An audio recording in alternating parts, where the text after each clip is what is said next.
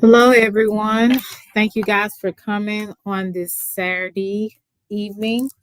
Um, I'm just going to be talking a little bit about Sha'Carri Richardson. Forgive me, my voice may be a little low because I'm a little bit under the weather, but I wanted to talk about this subject because a lot of people are into a lot of the BS that's going around on YouTube, but they seem to forget, there's real events that's going on in the world. There's real people that have been through things and that have succeeded, and to, uh, I would say, award those people or give people their flowers because, like I said, people have really made some really great stories, some great testimonies of things that they've actually accomplished in their life. And I'm going to be talking a little bit about her because she is from uh, Oak Cliff, Texas, where I am from. She went to David W. Carter in the Oak Cliff, Texas area. So she is a hood. She was from the hood, and but she didn't allow the things that she, went through and where she came from to stop her from becoming who she is today. And so I think people really need to zone in on things like that because it just shows you that just because you have been through a lot of things in your life, you don't have to stay there. um, you can make sure if you watching, ghost watching, make sure you press the like button. I appreciate it. If you're too scared to come in the chat, because it's not like I have hundreds of people. And so, hi, Dimple D. How are you, sweetie? Dimple D, you're from Dallas too, I think. I was just talking about how, hey, realist, how Sha'Carri, I hope I'm pronouncing it correctly, that how she had to persevere in her life. And she came from circumstances that could have been, I would say, uh, such an obstacle for her that she could not, you know, transition into where she is now, but she didn't allow her past, she didn't allow the things she made mistakes on to hinder her. So I'm just going to share some videos with you. I'm not going to hold you long. I'm glad that you came through um, to hear this. Let me see. I'm going to introduce you to, if you're not familiar with her, she was in the Olympics and she did an awesome job. But I want to show you kind of where she came from and what were some of her obstacles as she, came to be where she is now. I'm going to share this with you. Let me know if you guys can hear it and see it. Here's a list of the top 10 fastest female sprinters in the history of the 100-meter dash. At the top of this list, you have Florence Griffith Joyner with her iconic 10.49. There's Elaine Thompson-Herah in second in 10.54. Shelly-Ann Fraser-Price comes in third at 10.60. And Carmelita Jeter from the United States is in fourth at 10.64. These performances mark the greatest all-time marks ever run in the women's 100. And tied for seventh on this list all time is none other than Sha'Carri Richardson from the United States. For the previous few seasons, Sha'Carri has run some of the best times in the world in this event. However, she's also had some of the most controversial and underwhelming moments for a top-tier athlete. So for this video, I wanted to take a look at what exactly has been happening with this world-class sprinter, and take a further look and analyze why her performances have been so erratic. If we go all the way back to June 8th of 2019, Richardson cemented herself as one of the most talented up-and-coming athletes in the world, breaking the world junior record with a time of 10.75, winning the NCAA championships at just 19 years old.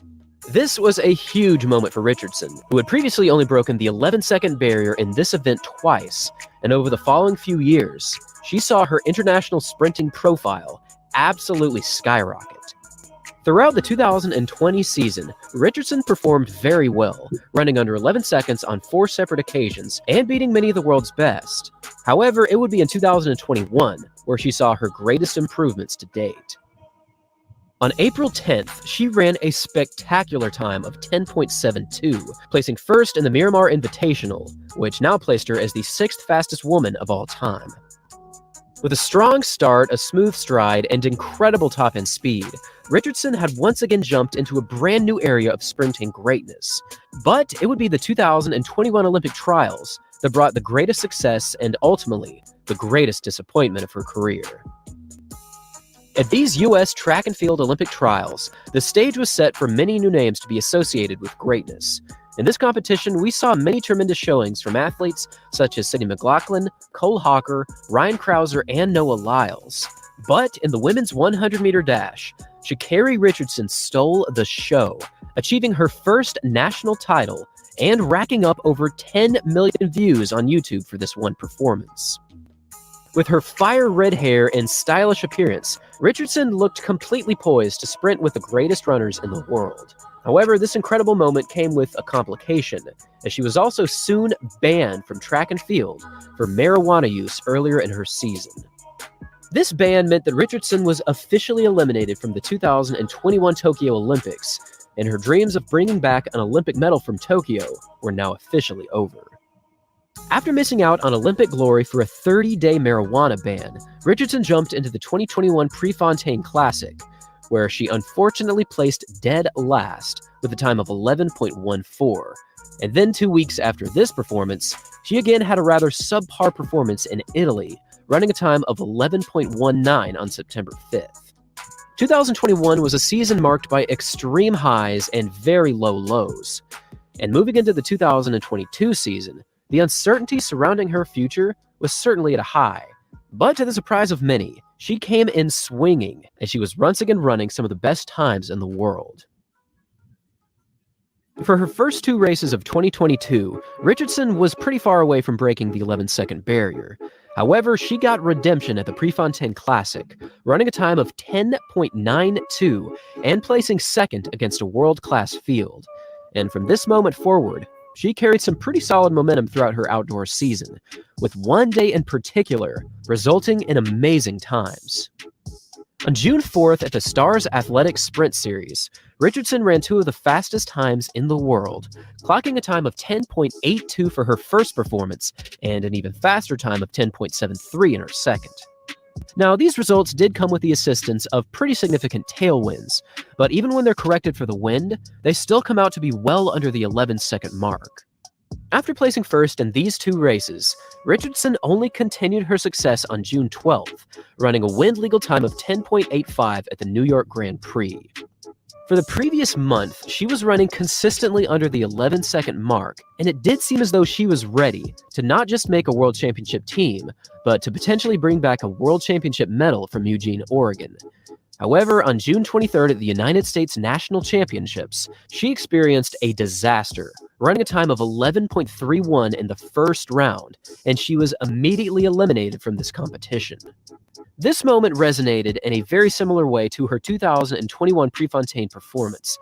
With a rising profile, solid times, and continued success against many great athletes, she was suddenly stopped dead in her tracks on a very big stage. So why exactly did this happen? Was there a specific reason? Was she injured? Was it just a bad race overall? No one really knew. And to this day, there's still really no clear answer on exactly what happened on this day. With a time of 11.31, this performance was almost half of a second slower than her previous race in New York. And with a 5th place finish, she was eliminated in her very first race. And when we take a closer look at exactly how her season progressed up to this point, it actually resembles 2021 very closely. Throughout her 2021 season, Richardson maintained her best fitness for about a month and a half, regularly running under 11 seconds, and then she quickly fell away from this standard quite drastically. Likewise, in 2022, she found her best running for about a month or so, followed by a sharp decline from her best times, and then she struggled to break the 11-second barrier for the remainder of this season. Now, it's pretty normal to reach a certain peak at some point in the season, and then struggle to reach this same standard for your next few competitions. However, for Sha'Carri Richardson, her time difference between these two performances is far more severe. For athletes such as Noah Lyles, Shelly-Ann Fraser-Price, Shericka Jackson, and Michael Norman, their percent differences between their season's best times to their very next performances range from 0.77 to 1.8% difference. This is pretty normal in terms of season's best times. However, for Sha'Carri Richardson, her percent difference between these two performances is 4.15%, which is a statistically significant drop from her 10.85 on June 12th. For years now, I have seen Richardson as one of the most talented and promising sprinters in the world. And at 22 years of age, she still has many more championship running cycles to go through to prove her greatness. But for one reason or another, up to this point, she just hasn't put together a full championship season thus far. If she can time her season correctly, I still think she has the potential to win a global medal in the 100. However, this will require sustained top-tier performances for many weeks in a row. And now I want to hear from all of you. What do you think happened to Sha'Carri in 2022? And what do you think she will do in this 2023 season? Thanks for watching, everyone. And as always, that was some of her story with the situation that happened. The young lady was raised by her aunt and her grandmother. Her mother wasn't in her life, and I believe there was some substance abuse that was there. So she didn't have really that type of relationship with her mother, but of course, she still cared and had love for her mother. But when she took the edible and she was tested that time when she was supposed to go to the Olympics, she tested positive for drugs, and because she had an edible, I believe the night or two before, I believe her mother had passed, and that's when she took the edible. And sometimes, and this is no excuse for her, but when you grieve, when it's someone that's close, like a mother or a father, sometimes, especially with her being young, that some people don't know how to handle it. And you would think, okay, you have this big opportunity to go to the Olympics, why would you do something stupid like that? But the fact of the matter is, we all do stuff stupid. We all do, I said, do stuff stupid. We all do stupid things, especially when we're grieving, if we're upset about something. Like I said, her mother wasn't really in her life, but that doesn't negate the fact that she loved her mother, and that is a very big loss to lose a mother. And most people don't really realize it until it happens, whether you have a good relationship with your mother or not. Sometimes that the loss of a mother or a father or anybody that is, that was close to, well, not necessarily close to you, but that had that title that, in your life, that is a very big loss. And I don't, hey, Meek, hey, just saying, I don't know if she actually had a relationship with her father. She doesn't really talk about it, so I can't tell you any information on that. But I'm going to share with you another video where she does talk about it. But I want y'all to see the good news out of everything that has happened. She still came out to be a champion. And that's what I wanted to share with you guys, because I really think that we have to remember that despite of what we go through, whether it's something that is meant to take us down, if we fight through something and we accomplish something that we've really been desiring and wanting, that does so much for your soul, to know that in spite of, you still conquered whatever that was such a big obstacle for you, or a challenge. I'm going to share this with you as well. I wanted you guys to see this, for those who haven't seen this triumph of a win. Sha'Carri Richardson, who is the overwhelming favorite in this final. And that's because for the entire year, she has been running times that we simply have not seen from an American woman in a very long time. When you stand just 5 feet 1 inches tall, you get told your entire life what you cannot do. That chip on her shoulder is because every time she's been told that, she's been able to overcome those odds and get it done. This is somebody who is always aware of the spotlight being on her. She wants that. She needs it. The United States women have not won the Olympic gold in this event since 1996. So it's going to take somebody who is audacious and bold and brash to get the United States back on the top. But don't look just now. Shelly Ann Fraser-Pryce, the reigning world champion, is the world's fastest woman this year. Oh boy, look at this. This is breaking news. Aaliyah Hobbs, national champion of a couple of years ago, she was DQ'd from the semi-final, and the officials have led her back in to run in this final in lane 9. So this is how they will line up. In lane 9, it will be Aaliyah Hobbs. Only 2 Americans have run faster, and remember, she doesn't have a semi-final in her legs. That's a huge competitive advantage for somebody who knows how to run fast. Alongside her in lane 8, Taylor White, the 24-year-old from Miami. The North Carolina A&T product, running very well so far through these rounds. She's going to need a personal best to make the team, though. English Gardner in lane 7. Her personal best is in this building. She used to train here and attend the University of Oregon. Listen to the crowd.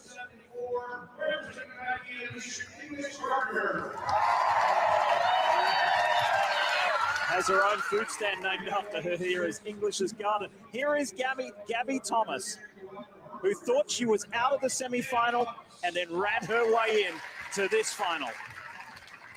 And here's the star of the show, Sha'Carri Richardson. If I went to sleep for the next 10 minutes and woke up and you told me she had run 10:50, I'd believe it. That's how well she looked in the semifinal round, pointing at the clock.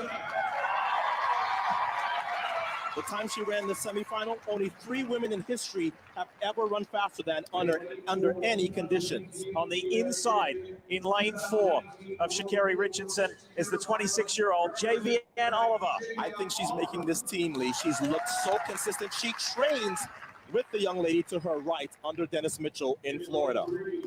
Tiana Daniels, the 2019 national champion at this distance, saving her best for the trials. Nothing about her season indicated that she was ready to come here and make the team, but she's been running. Headwind, the wind switched on them. Listen, it's one thing to be winning during the regular season. Let me go back, because they were doing way too much. Now, coached by Carol Smith-Gilbert and the team at USC, she has made the final, her first ever at the Olympic trials. So, if some of your friends, maybe at the office next week, ask you, who should we look for at the Olympics for Team USA, wants everybody to know her name. The wind has died down. It's likely to be legally. So whatever that clock says is going to count. She ran a 10:64, wind aided in the semi. Who's going to Tokyo? We're about to find out. She knew she was going to Tokyo. I don't know. Do y'all remember that? Do some of y'all kind of keep up with some of the Olympics and things of that nature? But there was another live that I wanted to show you guys that was very, it was a clip that I wanted to show you. Let me see if I can get that for you. Hey, CC, how you doing, sweetie? I want to show you guys this one too. Let me see if I can find it. This is when this is when she's doing the 100-meter race. The one that she just did recently. Let's see if I can get that for you guys. But yeah, I mean, have y'all ever been a sports person, to where you've had these type of like races and things of that nature. I never have, because I've never been that type of athletic person. So let me share this one with you guys. And thank you guys for coming through. Like I said, I know that you could have been anywhere, but the fact that you came through here means a lot to me, because I know it's so much more, interesting in other places that are talking about things, certain things. But you know me, hi, I'm she. I just don't have the, I don't have the energy to deal with some of the stuff these people are doing. Let's look at this. Women's 100 World Final. The Jamaicans get out well. It's CarriRichardson, Shelly-Ann Fraser-Price, Talou. Here comes Sha'Carri Richardson. Sha'Carri's done it. Sha'Carri Richardson has won the world title. Wow.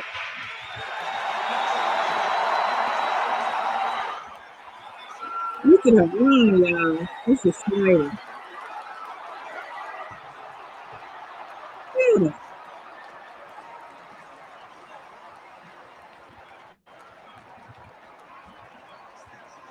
Awesome. Look at it. She can't believe it. They're away first time. Can Shelly-Ann Fraser-Price deliver? She's got a good start, but watch CarriRichardson. CarriRichardson, is she just going to do it? Oh, on the near side, right at the end. They were getting ready to write the script for Fraser-Price, but from nowhere in lane 9, it's an incredible performance from Sha'Carri Richardson. It looked as though Jackson was going to finish ahead of Fraser-Price, and she did, but the Jamaicans are stunned because Richardson came through like a rocket in lane 9, her first global final, and she tastes gold. That was the race of Sha'Carri's life, and she delivered. That was something. From the outside lane, she had to overcome 40 years of history. Awesome. There's never been a man or a woman to make a final on time and then win the world title in the 100 meters. That's what Sha'Carri Richardson just did. Yes. There are fans of Sha'Carri Richardson that have been waiting on this moment for 4 years, but she has delivered for them this evening in her. Let me just say, I'm sorry for cutting this off. I'm gonna finish it, but I am so proud of this young lady. Like I said, she is from Oak Cliff, South Oak Cliff, matter of fact, Texas, honey. And we deep in the hood. And she went beyond what anybody ever thought. If you look at her, you would think she's a regular hood chick. People, that's why you can't go by how people look. You don't know what people have on the inside of them, what talents and gifts and strengths that people have, and what God has given them. And the fact that, I showed you the beginning where she came from when, she got into a little trouble, and then she got into some more trouble on the plane because, she wanted to use her phone to make a video, and they told her she couldn't. And of course, they had words, and she was escorted off the flight. But all I'm saying is this young lady has had things to happen, some by her own doing, of course. But she went through it, and she came out better than what people expected. And that's why I say, when people try to make you like you are the underdog, that's okay. Because the underdogs sometimes always come out to be the top dogs. And that's what I have to remind myself when I feel like being discouraged. I'm pretty sure this young lady was discouraged when, her mother passed, and she got into the trouble that she did because, she wasn't really thinking. She was, her dream of her life was to be a part of the Olympics, because I believe before her, from what I kind of heard bits and pieces of her story, I believe before her mother got into drugs, she was also an athlete, and her grandmother had plaques and different medals of her mother's awards, and she would see them, and she said, "Grandmother, I want one of those." And her grandmother said, "Okay, well, you're gonna have to work hard to get those medals." And she went through what she went through, but she still ended up accomplishing what she always wanted. That's why I say we're never too young or too old. If you have a dream, all you need is determination. All you need is to fix your eyes on the prize. And we used to hear that all the time in school. Fix your eyes on the prize. And that's basically when we become adults, sometimes we forget that because life happens, right? Bills, sometimes kids, sometimes death, people die in your family that's close to you. Things happen to you. You lose jobs, you gain a job. It's a lot of things as adults that we go through. So we forget about our dreams. We forget what we originally, what we wanted in our lives. But this young lady, like I said, even though she is young, she's, in her, I'm assuming early 20s, she has experienced a lot of things in her life that some of us will never experience, because some of us have had both of our parents and some of us haven't. So we can, some of us can relate to her upbringing. Like I said, she was raised up in the hood. She could have got pregnant at a young age and got distracted with boys or life and just went total opposite. But the fact that she had those goals in mind, and that's because she looked up and saw, even though her mother wasn't her life, she saw that her mother did accomplish some things. Her mother was an athlete, and she won things and won prizes and won plaques, and she wanted that same thing, and she worked on it. And I wonder, in her wildest dreams, did she ever think that she would ever get to the Olympics? Because she got so close, and then something happened. And like I said, it was her choice, a bad choice that she made by taking an edible. And that was, after her mother passed. Like I said, and when they tested her, she tested, of course, positive. But she could have let that distract her. But she said, "You know what? I'm gonna keep going. I'm gonna see if I can get to Tokyo. And once I get to Tokyo, I'm gonna see if I can get. Hey, I'm going to the Olympics. And then once I get to the Olympics, I'm going to win, or at least hope to win. But I think as a winner, you have to know that you're going to win, whether you win or not. The fact that you train yourself to get your body in shape, to focus on, what you have to do to win, and you do it. That's the best thing you could ever do. You have to start something first to be a winner, and you have to see it through to be a winner. You know what I'm saying? I think that's why I'm so proud of her. And I'm sorry for talking. I don't you know how I am, y'all. I can keep going. But I just think it's a wonderful thing. And I think people need to be focusing on more things like this instead of all the BS that YouTube has to offer.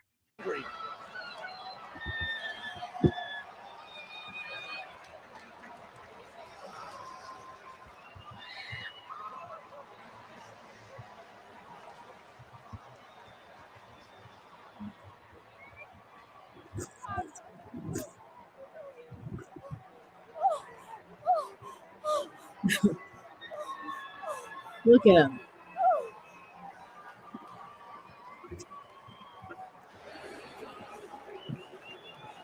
Make sure y'all press the like button when y'all come in. I appreciate it.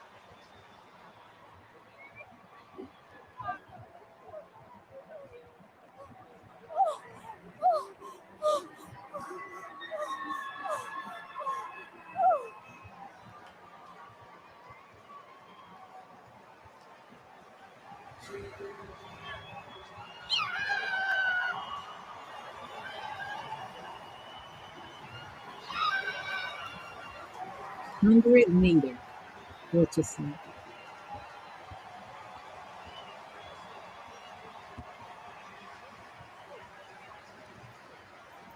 And guys, I appreciate you coming through. I know, like I said, I'm gonna do it short because hey Patricia, how are you, sweetie? I know Cowboys are playing, and I should be watching them right now instead of doing this live. But I said, you know what? I've been putting this off for a minute, and I need to go ahead and get this done. But I just wanted you to see. I just want you to see how brilliant.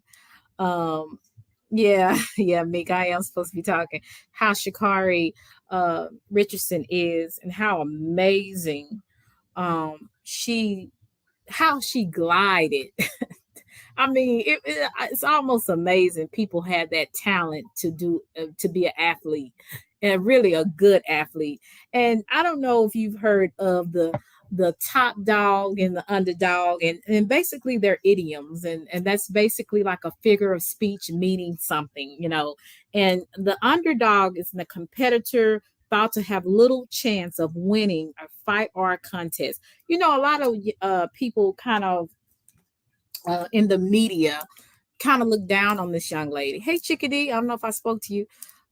They kind of look down on this young lady because of some of her obstacles, you know, with, you know, the drug use. I'm like, good Lord, she just ate an edible, you know, even though she shouldn't have done it. I mean, I'm not agreeing with what she did, but I'm like, and then she had some, like I said, a situation on the plane, you know, that she was escorted out because she refused to put her phone up.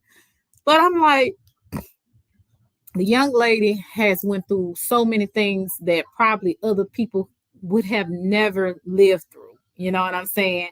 To have, you know, live with your grandmother, and your grandmother, she's old, sickly, and then, you know, you have your aunt to help, but your mother that should have been there wasn't there. Your father that should have been there wasn't there.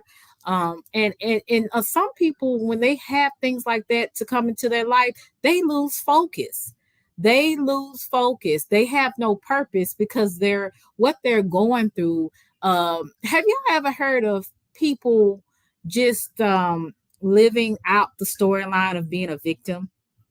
They've been through so much and they want to stay a victim. They don't want to get beyond that victim mentality and go into the champion that is within, you know, each and every one of us. And it doesn't have to be being an athlete. It could, hey Gary, it could just be simple things like starting your business, the business that you've always wanted to start, but because you say, I don't have the time, or I don't have the money, or the bank is not going to loan me any money, you know, and you have all these type of things in your head, negative things, and you don't even try to do a plan on how to set up to even get a business. Or what if it's about it could be anything, starting your YouTube channel. You're afraid of, you know, if people will like your content, will people come to your chat, will people subscribe to you? There's so many factors that, you know, can scare you away from even, you know, if your goal is to be a content creator, but you're scared, you don't know how to do it, you know. And sometimes it's all about just doing it, you know what I'm saying? And even though you might start out the underdog, you might not have that many people in your chat, you might not have that many people subscribe to you, but the fact that you decided that you wanted to do it, you wanted to have a voice, you didn't go by this victim mentality. Well, nobody's gonna like me. You just did what you wanted to do, and you said, let the chips fall where they may. But I can't never say that something didn't work out if I don't try it. And so sometimes when we see all of the things that could stop us in our life, all these different obstacles, you know, we feel like we the underdog, you know, sometimes because we didn't grow up with a silver spoon in our mouth, and you know, we didn't know this person, and we wasn't, you know, uh the popular person in the room or whatever. So sometimes people get sidetracked by that. They lose that. Even though you see a top dog, you see somebody that's successful, they weren't always there. You know what I'm saying? People that started businesses probably started off with very little money. Very little money. You don't think that they had any fear, about maybe if this doesn't work out, I'm gonna lose all my money.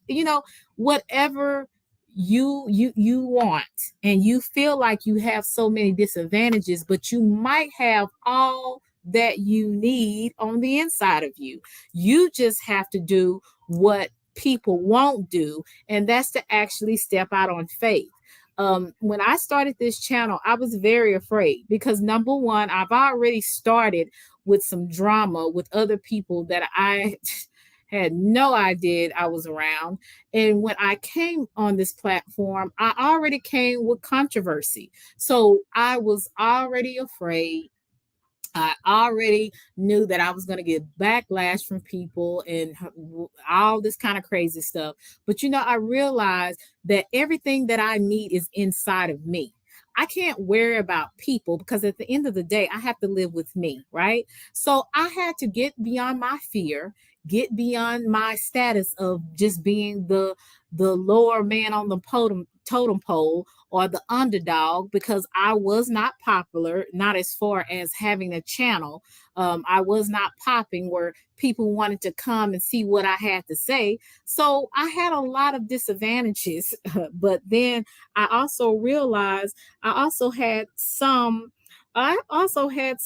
advantages as well. Number one, I can talk. I can be articulate, but I can also be the chick around the way. You know what I'm saying? So I have that thing where I can be either or in the middle, whichever one I'm feeling like I need to come at a person. You know what I'm saying? So, and it's not just about coming with a person, but how to deal with a person. I have that ability. Also, at times I can be charming. You know what I'm saying? Even though some people might not think so, but I have that ability. And not only that, I feel like I'm smart. If I don't know something, I'm going to research it. And I do a lot of research and I do a lot of reading. So there's some things that, that maybe you might know that I might know, and that I can be able to expound on it. You know what I'm saying? And another thing about me is I have a thing about me to where I do things afraid. And what I mean by that is a lot of times I'm not as confident as most people may think. I come across like I am, but I'm definitely not. A lot of things I do afraid. I get on here doing it afraid because I don't know what I'm going to have to encounter. I don't know what someone's going to say that may or may not piss me off. I have a lot of things that I could experience being on YouTube, but I do it afraid because I want to please me. I want to say to me that even though people felt like I couldn't do it, I did it. And that's what I'm saying about Sha'Carri. She knew that a lot of people were betting against her. A lot of people saw her as ghetto trash. A lot of people probably saw her as this little chick, she ain't nothing but just gonna smoke weed or get in trouble all the time. They had jackets on her that did not fit. And she showed every hater in the stands, on the TV, watching from the TV or watching around the world, that you may have said this, you may have thought this about me, but look at me now. I'm a winner for USA. The same people that talked against her, that downgraded her, that made her seem like she was nothing because of the mistakes she made, she showed them right in their face. And I'm going to be like my grandmother, rats in their face, that she's a winner no matter what. She's went through some things that, like I said, some people will never go through. And she decided, I'm not going to let that be my story. I'm not going to be in victimville all my life. I'm going to rise above that. I'm going to get those medals. I'm going to get those plaques that my mama got. And then I'm going to go to the Olympics and I'm going to show the whole world this girl from Oak Cliff, South Oak Cliff, Texas, showed up and showed out. And that's why I got to give this girl her props. I don't know the chick, but if I ever see her, I'm going to let her know, girl, you are a blessing to a lot of young ladies that look like you, and not just ladies that look like her, but other young ladies that want to go into running track. She gave so many people hope just by the fact that she did what she did and she didn't give up. And you know, people like that, you got to give them their flowers. You got to give them their flowers. And I, you know, like I said, she did not make an excuse. When she went through what she went through, she said, I messed up. I know I was wrong. It was a stupid decision, but this is who I really am. I was going through something and I made a stupid decision, but this is who I really am. I'm this type of person. I'm that type of person. And if you choose to get to know me, you will know that. And you know, and you also know that I'm determined. I'm a hard worker and I want to do something with my life. She didn't make excuses. She said what she did, and you know, either people, you know, accepted it or they didn't, and that was okay with her. But the fact is, she's good with her. That's the point. When you're good with you, whether you're the underdog or the top dog, you know that wherever you are in your life, it's always temporary. Things are not always permanent a lot of times. So when we get depressed about things, we always have to remember a lot of things are temporary. But if you decide to stay in victimville, it will be permanent because you choose to stay there, right? So, like I said, people saw her as the underdog. They saw her less than because of the mistakes she made, because of where she came from, because of how she looked, because she had long nails and weave, and people talked about her, how ghetto looking she looked, and with the eyelashes and things like that. It was so many people spoke against this young lady. When they should have been encouraging her, they were speaking against her. And a lot of it was jealousy and envy because you can't do it. You mad at somebody else. But she said, you know what? I ain't going to let that stop me because I know who I am. I ain't going to let what jacket people try to put on me. I ain't going to take that. This is who I am. And I'm going to show all you haters and congratulators that I am a winner no matter what. I mean, it's a message in just the way she ran. The power, the speed,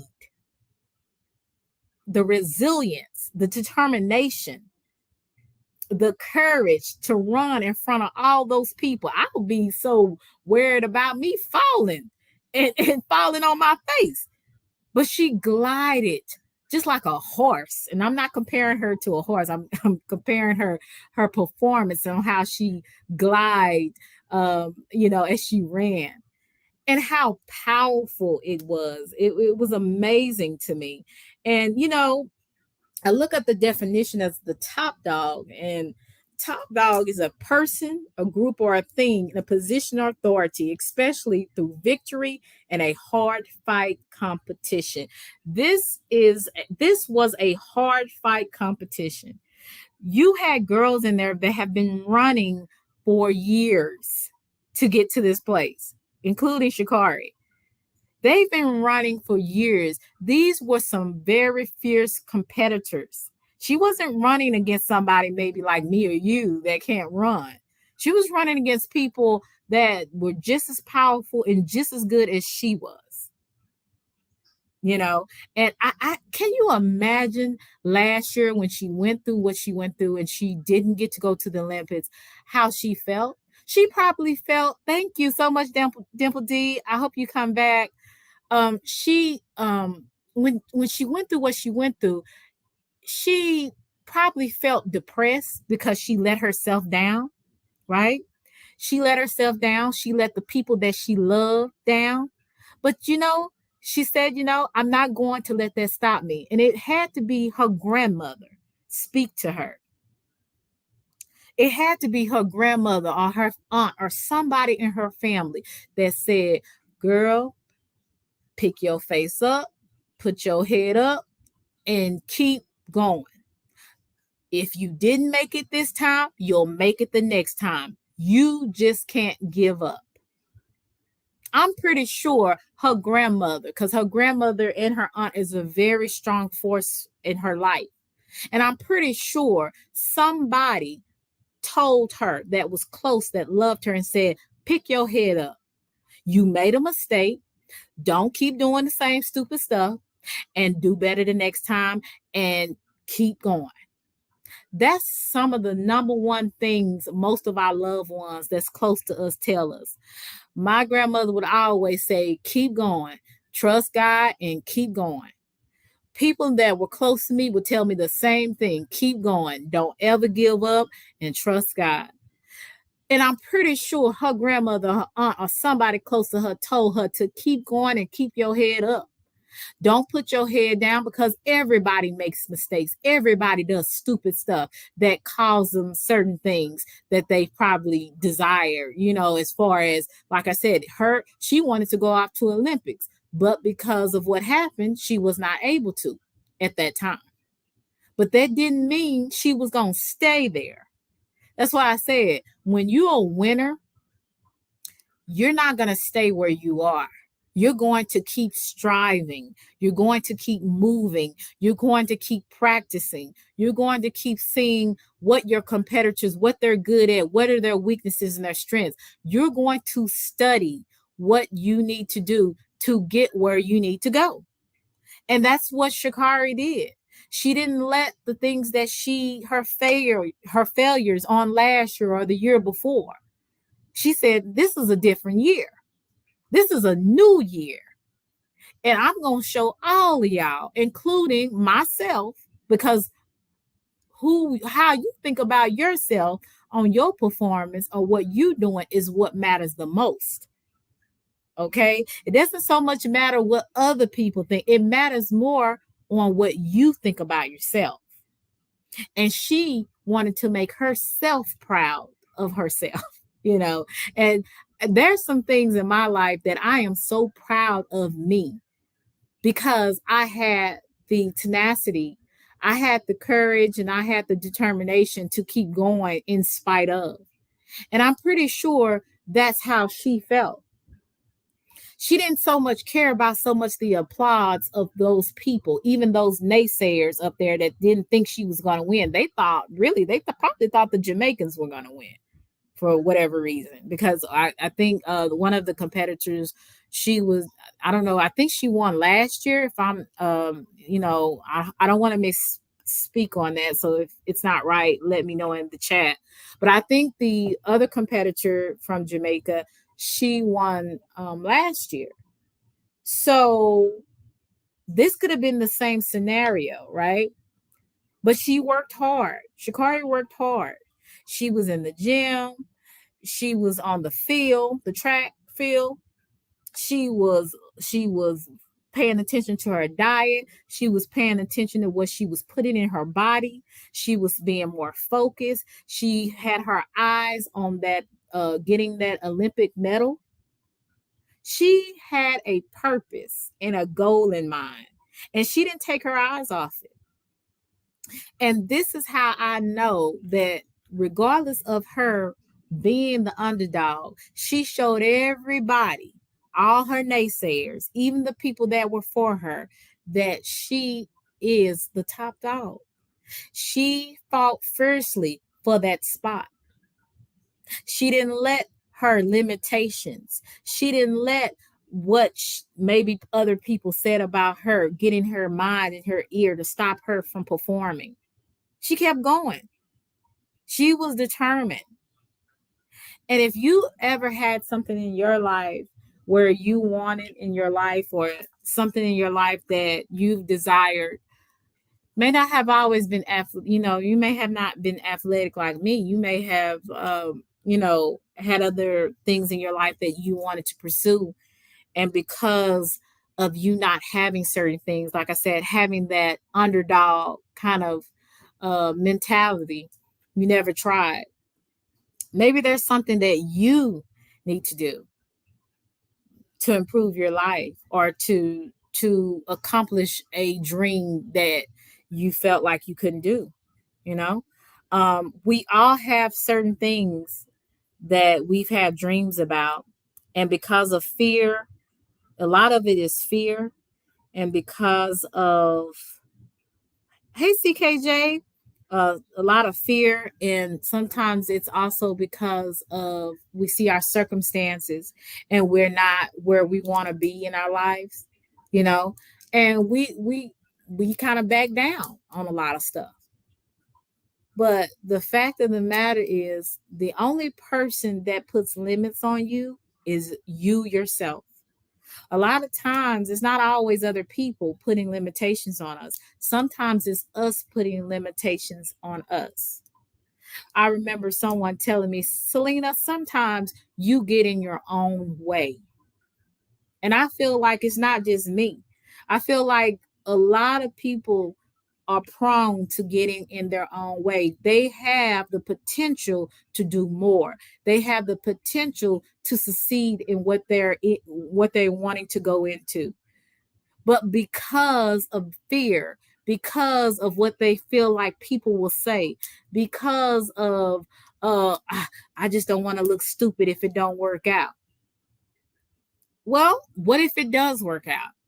What if people actually like the product that you made? Or what if people actually like your channel if you made a channel?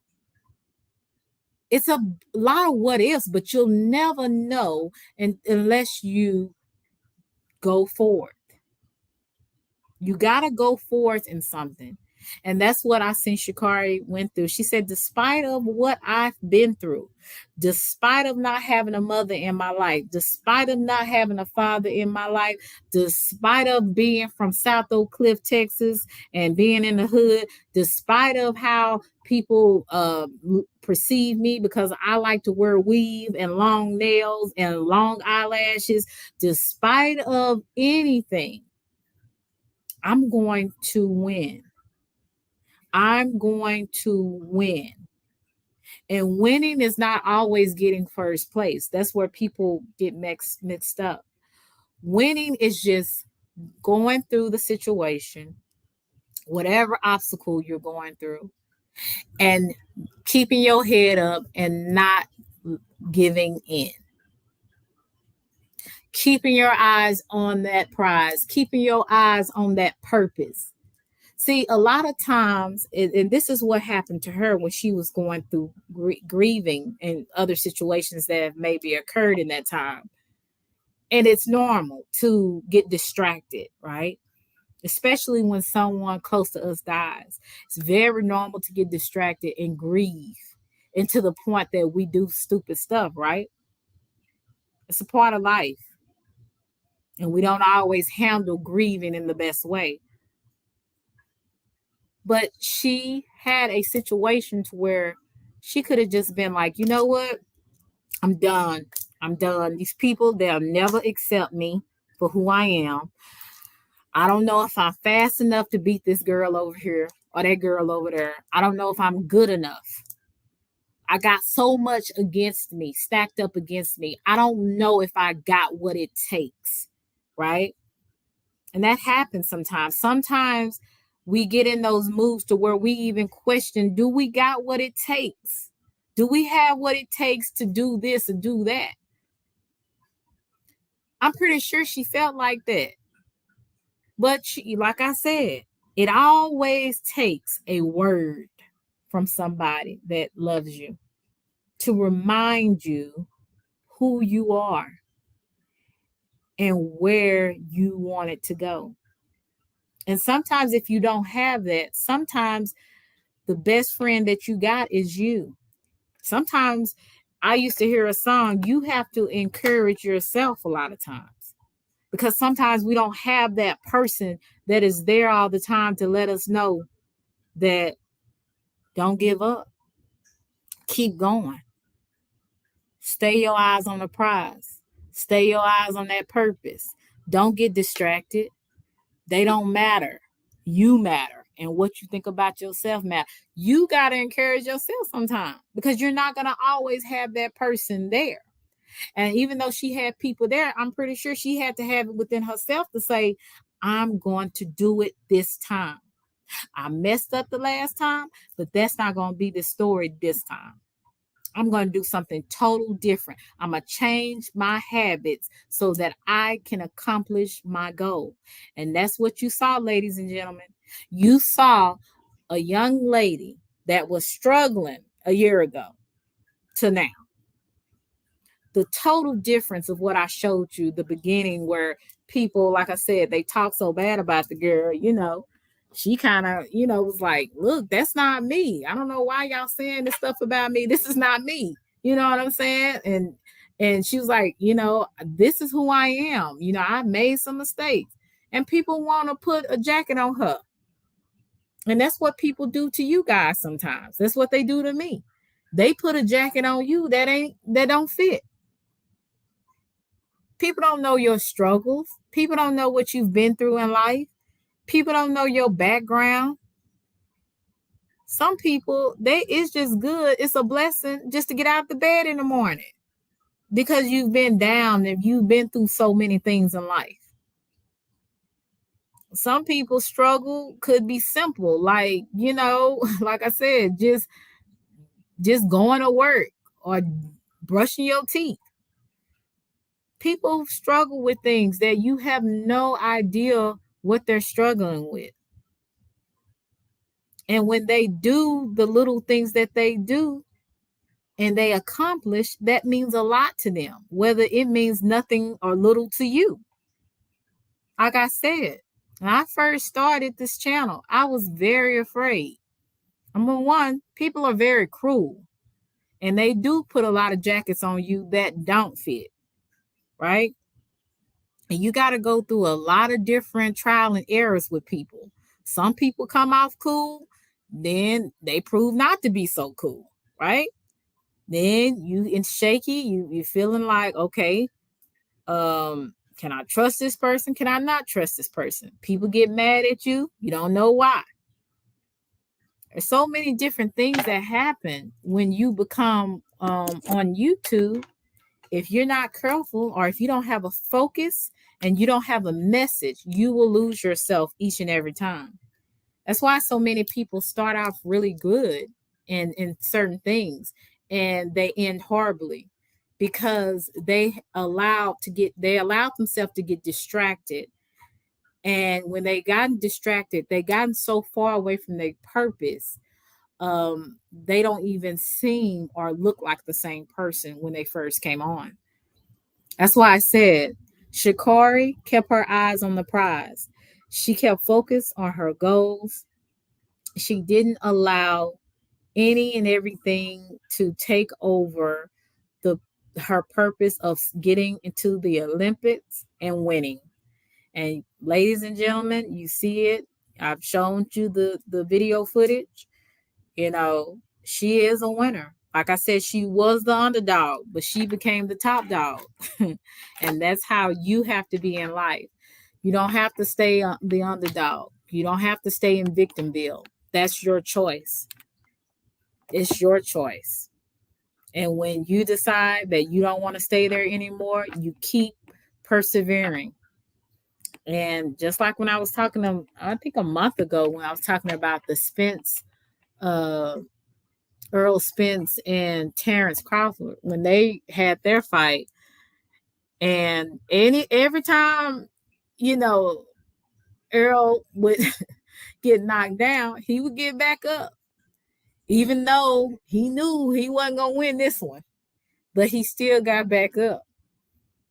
And hey, even though he didn't win the fight, he is 25 million richer as well. So I don't care. He might have got beat up, but he a winner to me, getting 25 million. So like I said, I'm going to put my link up if anybody would like to come up and discuss this. some of the things that you have endured in life where you felt like the underdog, but you became the top dog, some things that you maybe wanted to pursue in life and you did. You didn't let any obstacle stop you. If you want to talk about that, you are more than welcome. Make sure you guys like, share, and subscribe when you come in. Because I really appreciate it if you press the like button. I really do. So thank you so much. I'm also gonna share this. I'm not gonna share all the video. I'm gonna do bits and pieces because I just kind of want you to see a little bit of her. This is last year when the things happened when she didn't get to go to the Olympics because of her not passing the drug test. But she just talking a little bit about her. This is her, Sha'Carri and more. She's also has a few videos on YouTube. So she has her channel. I subscribe to her channel as well. I'm just gonna share a little bit of her, how she so you can kind of see a little bit of her personality. Putting the last touches on this video, I definitely have been a little hesitant about posting it because of the fact that these are things that are even starting this channel because for one, I wasn't supposed to do this alone, but to each his own. And like also these are very, very personal things to me that like I said, I am still experiencing. I am still understanding, but yet I do understand that I am in a position to have a voice to share my testimony just as well as my experience of what I'm going through. So please, I'm not gonna say please, but this please vulnerable side in me is going to say please when you guys watch the video, just understand that this is me. I'm proud and love who I am. I may not be perfect. I hope none of you guys hope I am because I am not. And this is just more of a view inside of that imperfection of the Carrie Richardson. So you guys, yeah, tune in and watch. But seriously, this is me. So we're gonna leave it. But like and subscribe. Hey you guys. So your girl did a thing. I am a home owner. So just a little gift to myself for the holidays, one is the new year. Super, super excited. And I also get to bring in the holidays with my family. Another part of myself that I do not show a lot because I'm super, super, super protective and you know, it's zero understanding. But y'all, if y'all can't hear them already in the background, my family is here. Well, some of my family is here, so you gotta meet them. But overall, just a little, I guess, intro to the video, a summary of the video. I'm gonna be addressing a lot of stuff since you guys have heard of my name has just been put in front of you guys in a way that I don't necessarily agree with. It is my life, but I don't think I'm the one that got it wrong. So I'm like, why not get it right? Give y'all opportunity to get it from the horse's mouth. So I put on my Instagram a little while ago some questions and stuff. Of course, we're gonna talk about track and all of that things, but I also want to talk about some real stuff about me. So, I'm gonna make this like a intro questionnaire type video. Okay, and then I'm gonna fast forward it to when she starts talking about herself a little bit more. The KO straight after. Oh, but okay. So I screenshotted because I didn't feel like copying the question, so I just screenshotted it and just like kept going and whatnot. And I'm just read them off as I go. Yeah. So just read them off as I go. Gonna start simple. Like this question right here. This question is, how many piercings do you have? Same person as how many tattoos do you have? if I had to think of that answer, piercing wise, I don't know. I at least have probably 5+ piercings, tattoos, definitely 10+. So if you can figure out the exact number, comment below what you think. But yeah, it's up there. Dun dun dun dun dun dun dun. Would I ever vlog a day with me at training?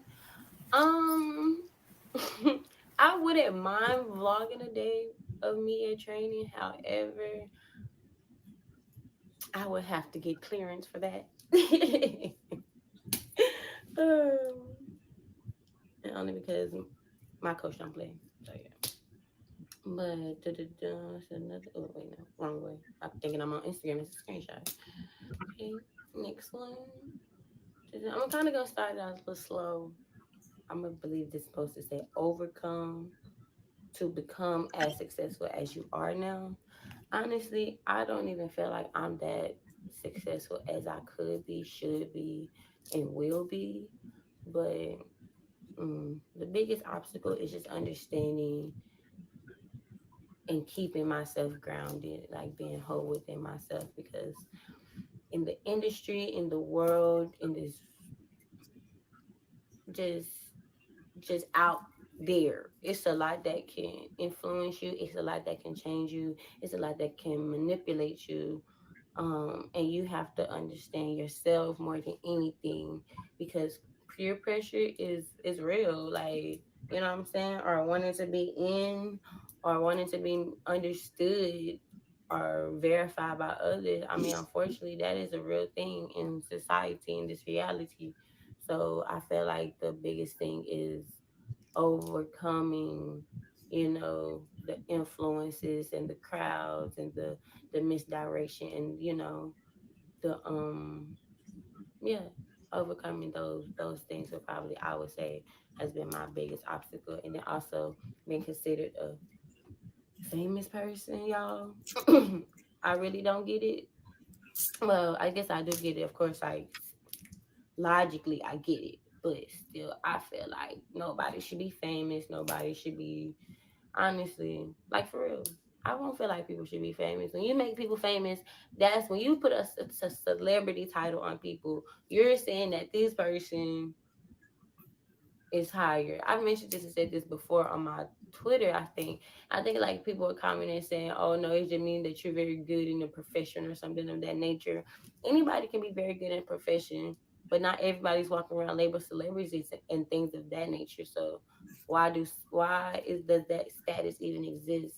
Because that would make them go crazy, and that's what make people go crazy. They make them go crazy because they feel like they gotta keep up a certain look, a certain impression, a certain this and that, and then make y'all go crazy because you trying to compare your life to theirs, and are you trying to judge their life, and they got to deal with that, and you got to deal with the fact that you a hole. So like, we could just take that away. So I'm just showing you some of the young lady's personality.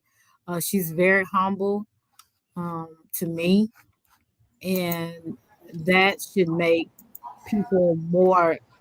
I would say she's very likable for the simple fact that she knows who she is just because she has the gift, the talent to run track and be successful. She doesn't let that get to her head. She knows that she's just like anybody else, which we see something probably different, that well, she's really talented in what she does, but she still feels like, we all basically on the same playing field. Nobody's better than the other. And hi Kevin, how are you, sweetie?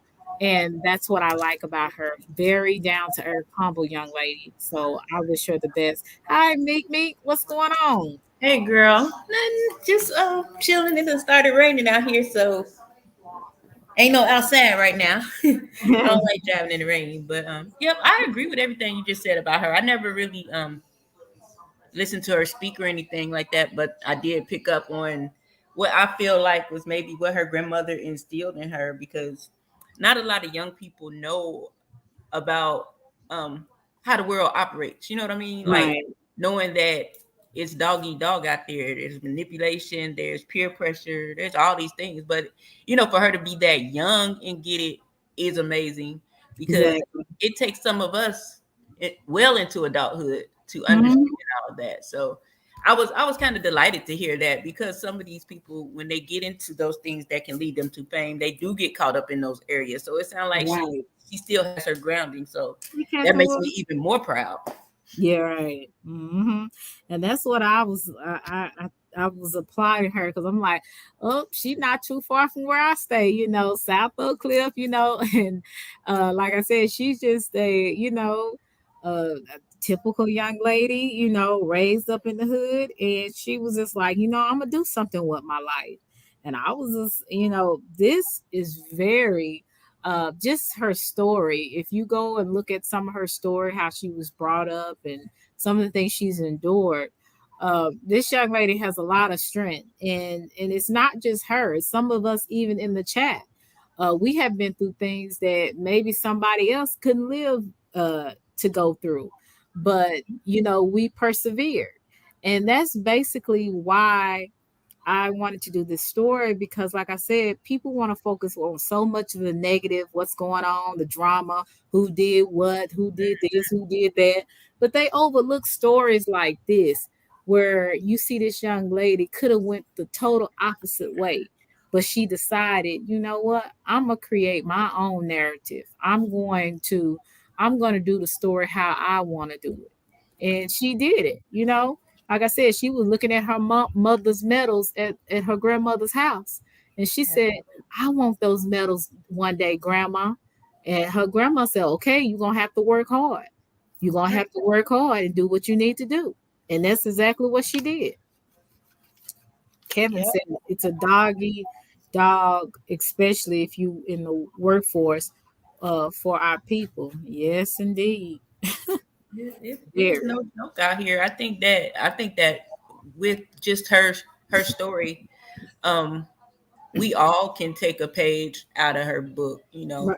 I like to always say that I learn a lot from young people. I'm never, I don't know everything. No, even though I may be older than a lot of people that I come Right. in contact with, it's a lot of stuff I don't know. So I know, like, people that are younger than me, them impressionable folks that, I think people that are younger ask a lot of questions versus how when I was coming up. So I enjoy, gaining inspiration from a person such as Sha'Carri.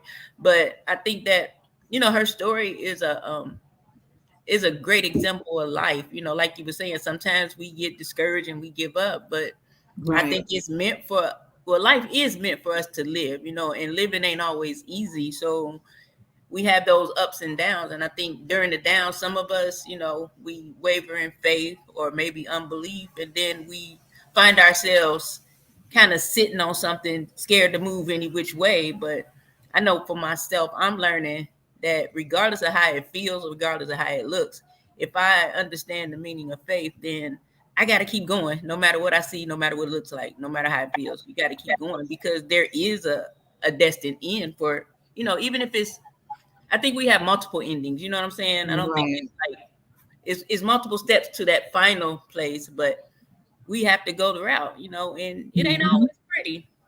Right. It's not. It's not always pretty. But the fact is, we know what's out there, right? But like I said, we have to make the choice not to give in and not to give up. And some people, unfortunately, they give up because they feel like they can't do it. And you have to tell yourself, like I said, you have to encourage yourself, even when you feel like you can't do it. You know, I think, me and you, since we're on the YouTube, has there ever been a time where you really felt like, what's the point of you coming on here? Because people don't want to hear basically what you're putting out. Like, have you ever felt that way? Well, considering I just now started back going live, like I said, I was going live in 2011. So, but I was mainly doing hair. But I think my transition now is I want to show not just hair, but things that I might be going through that might help other people. Fun, I just want to be in a sense a breath of fresh air. You know what I'm saying? And Mhm. I haven't felt discouraged because I'll sit up here at 3 o'clock in the morning and talk to myself with one or two people in the chat for a whole hour. So I don't know. I think that for me, it has been a little bit of almost like self therapy. You know what I mean? Because sometimes when you talk things out, you get answers that you might not even know you had questions for. You get an Right. answer, and then that question pops up like, "Wow, that was for me." So I think that's how I approach it. When I hit play, I'm talking to myself, and I pray somebody else picks up something from it. Right. Right. Mm-hmm. Yes. So let me ask you this question.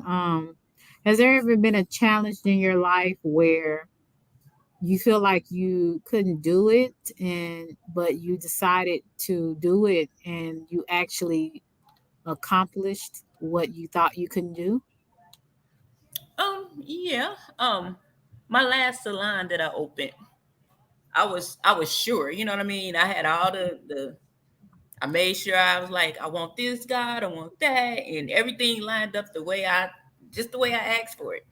And when I got into it, what happened was I didn't have any help. Mm-hmm. And it was kind of discouraging because it's like I made a deal like, oh, let me get 90 days free and then, start paying. So the goal is always to get open before that build out time is up so you can have a little bit of time to work and build up a little bit before you have to start paying. But by Right. not having any help, there was 1,100 square feet that I had to paint. I had a couple people come in and help me, Mm-hmm. but for the most part, I did it myself. And then I figured out how to do this flooring on YouTube. It was a paper bag floor. I did that whole floor myself. Only thing I didn't do in that salon myself was the plumbing and the electricity. I'm talking. I had Okay. somebody help me put the chair. Well, no, I put all the chairs together. I had somebody help me put the stations together. But the point is, I like almost at the end of that floor, I started to second guess and think, well, maybe I didn't hear right. Maybe I wasn't supposed to do this. And I would just have these spells where I would just cry. Like my dad was still living then. I would call him, but I would never let him know I was crying. But I would Uh-huh. talk about how hard it was. And he was just like, you can do it. You got this. And Mm-hmm. I remember when I was almost done with that floor, it was just a moment I just sat there like, why did you do this? This is not what you signed up for. Mm-hmm. And I don't know if well, I'll say I hear the voice of God and I heard this is harvest, and I had to push. It was like 20 minutes worth of work that I wanted to give up on all of it. Right. Knees swollen, I'm crying in the floor, and I'm like, man. But on the other side of it, I realized it's like, although I didn't keep my salon pass, I think I lasted a little bit over a year, and it was because I didn't know if I was gonna have to go to Ohio a lot because my dad had gotten sick. And I chose to go ahead and close it because it was hard to find workers. But Mm-hmm. in the end, what I realized was it was character building, it was faith building, it was strength building. It taught me that I'm way stronger than I thought. I'm capable of doing most anything that I put my mind to it. So that was a sentiment for me not to ever give up on nothing. If I can go in there and do things that normally men would do, certainly I can, do these other things that come up against me. Right. Right. Right. Yeah, I'm like you on that. You know what I'm saying? Like whatever you have your mindset on, don't get so discouraged where you just give up on it. You keep going. Okay. She was used by the track field Olympic governing body to make a point as a strike against the use of marijuana. Oh, okay. Wow. That's crazy. I want to know if anybody else wants to come up here, you're more than welcome. You have anything more else to add on this? Like I said, I just thought it was a great story to share to people because, like I said, she is from my part of the neck of the woods, Mhm. neck of the hood, and I really thought that this was a powerful story. People that were not aware, because I am not an athletic person, but when I saw this, I really definitely had to cover this because And Tough Love, he did a good job on his video talking about it too, how people betted against her, and she shamed all of them. She everybody's mouth that talked against that girl mouth had to be open because it was like you didn't think this girl was going she was gonna do it, and she showed everybody in the whole world that she did it, and she is on top. I want to share. This is off the subject. I want to share one of Chicky Channel's TV, and I'm gonna share different people's lives on here that support me, that have content, as well as you, Meek. I want to share this video. I thought this was interesting. That Chicky Channel TV was had saw and reported on it. Okay. Has created the environment that has led to this. What they say is that the updated standards now say that enslaved people develop skills that could be applied for their personal benefit. Slavery was the darkest moment of American history, our biggest shame. People got torn from their homelands. Men, women, newborns put in the bowels of ships, shackled, and made to row from Africa to America, then brought here and sold off like chattel, separated from their children, beat, whipped, worked to death, raped. How dare you? Shame on you people in Florida. How dare you try to whitewash slavery? And to the Commissioner of Education in Florida, Manny Diaz, a Cuban American, that is like saying that there's a redeeming quality to Cuban political prisoners under Castro. When you don't have freedom, you don't have anything. And for this man, Ron DeSantis, who's apparently his only skill that he has acquired is lying and creating culture wars that he thinks are going to make him president. They're not, buddy. That's why you're 30 points down. Well, and Anna hits it on the head there. Lord have mercy. She was mad. She about to cuss. Yes, indeed. Yes, indeed. And I can't too much blame her. I think that was the most pure. I mean, it's sad that so much of this world is still ignorant, you know? Right. And don't care. They don't care about people, us in general, for real. Right. And that's really kind of crazy too. So you want to take away what a century or what of all of the slavery people have endured. It's like erasing a very significant part of history. And it's very amazing someone that has the audacity to think that that's okay, with him being a immigrant as well, I'm pretty sure.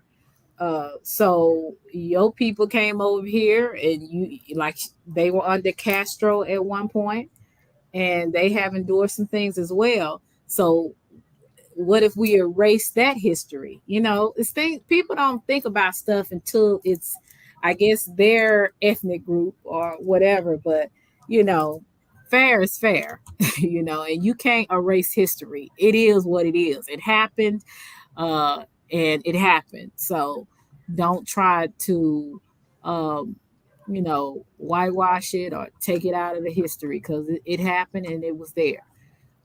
We are living proof that slavery happened because we are over here.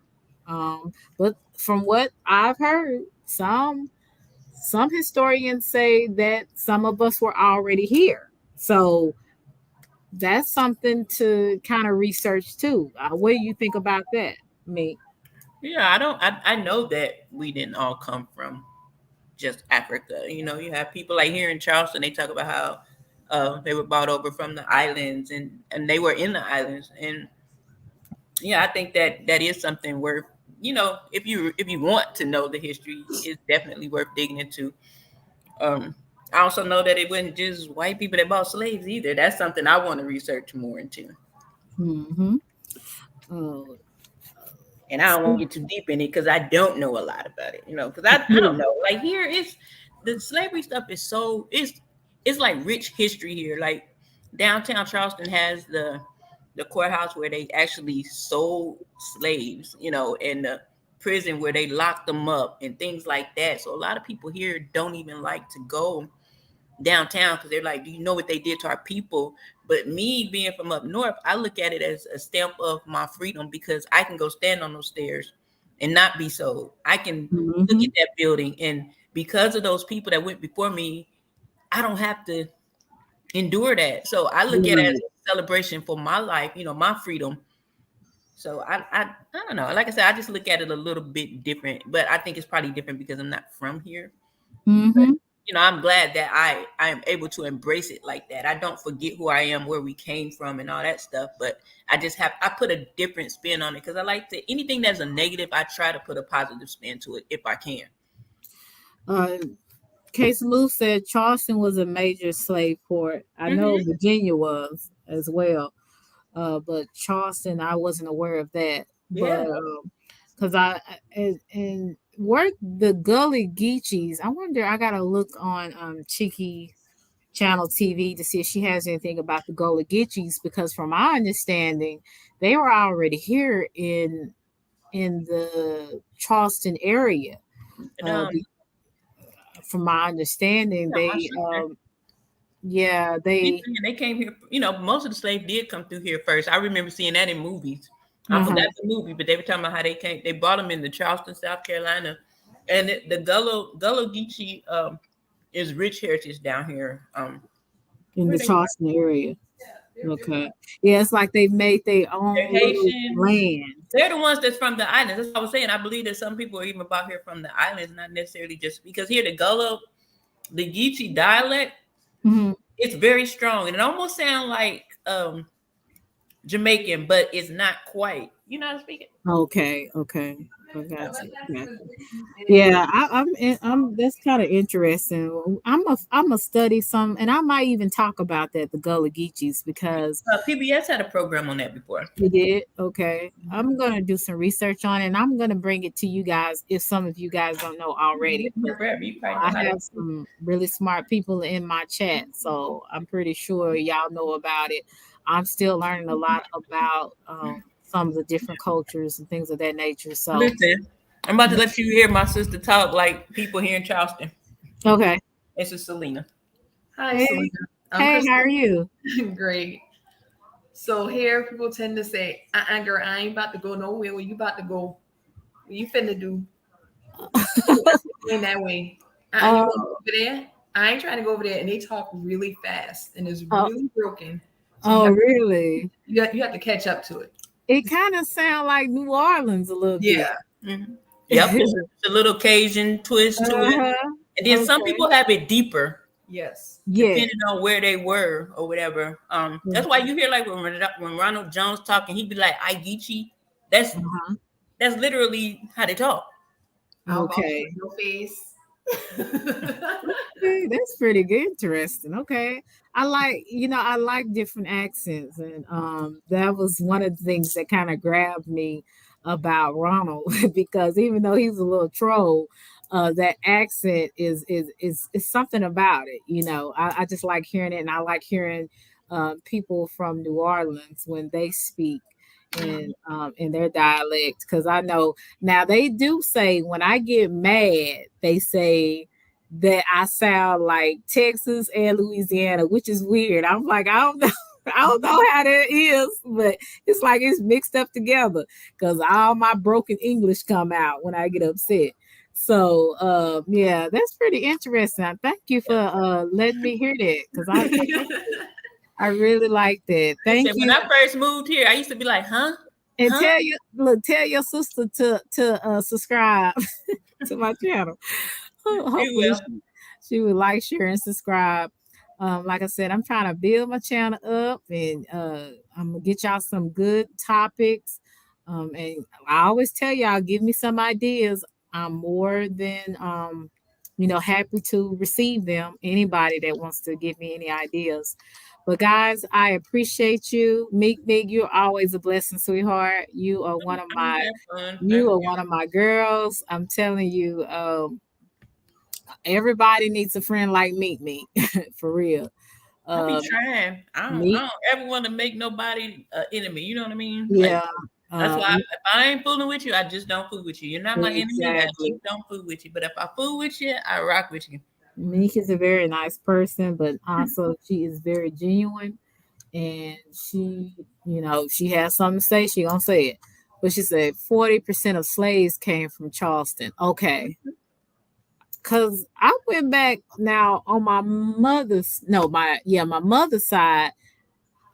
They, I think they came from the Virginia slave ship, I believe, because that's where a lot of my family was, Virginia, and then they moved to Alabama. So, but he's saying that 40% of slaves came through Charleston. Possible they came through here and then went there. Maybe Migrated so. to different places since they were being sold off. I'm pretty sure that, like I said, we have downtown where they actually bought and sold slaves. So they probably the market is like right now. There's restaurants and things down there, and they have like this what's that thing called? The where they sell the stuff. Yeah, that's the market. Yeah, the market. It is the market, but it's called Market Street. So like down there's like a brick road, and it's like old houses and stuff. Stone roads, plantation houses. Man, one day I was down there. I've been here 15 years, and for some reason I was down there, and I was just driving around, and I was like, "Why haven't I been down here?" Man, it was some of the biggest houses I ever seen in my life. Then we have the battery, where the plantation owners, when it got too hot at the plantation, they would have houses downtown on the water, and that's where they would go for the cool air. They would take, like, you can see where the they have the cannons where they was fighting the war and stuff down there. Wow.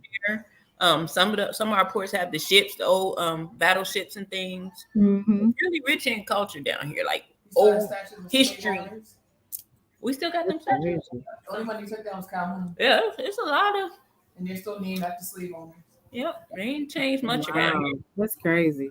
Well, I tell you, that is amazing. I wish I could get down there because I did also hear that it's beautiful down there. It's a beautiful place. I love it here. The Holy City. The liquor store closed at 7, so that sucks. But no Sunday liquor. And I thought I was in the Twilight Zone when I moved here. They said, "Oh, liquor store closed at 7." I said, "Why?" I'm from 10 o'clock, 12 o'clock. Like, huh? Thank you, CKJ. I appreciate you, sweetie, for always coming through and showing me love. It really is. Well, I appreciate everybody that come through. Meek, thank you so much. I love you, sis. Thank you, sister, for coming through as well.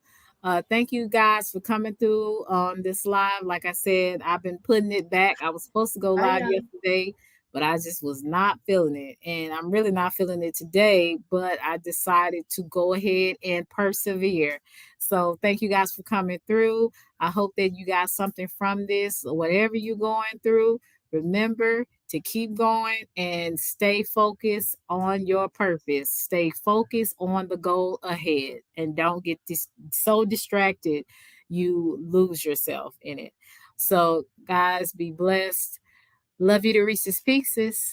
Bye.